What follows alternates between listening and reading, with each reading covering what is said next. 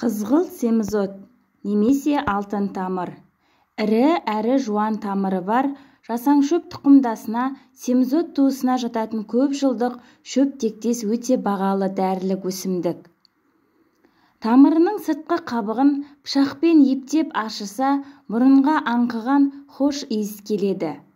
Ал сыртқы қабықтан кейінгі қабық лимон сияқты сары түсті болады. Бұл тек алтын тамырға ғана тән қасиет. Алтайдан басқа Тарбағатай тауында және Жоңғар алатауының солтүстік беткейінде кездеседі.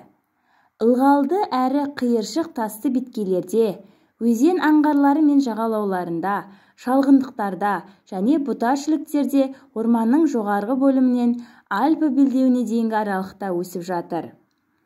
Тамырының құрамында көмірсулар, органикалық қышқылдар, иілгіш заттар, хош иіс беретін және басқа да белсенді заттар бар. Жүргізілген зерттеулер алтын тамырдың дәрілік қасиеттері маралшөп тамырының дәрілік қасиетінен анағұрлым күштірек екенін көрсетті. Қазіргі кезде Алматы, Алтай ботаникалық бақтарында қолдан жерсіндірілуде. Алтын тамыр өте сирек кездесетін түр болғандықтан Қазақстанның қызыл кітабына енгізілген.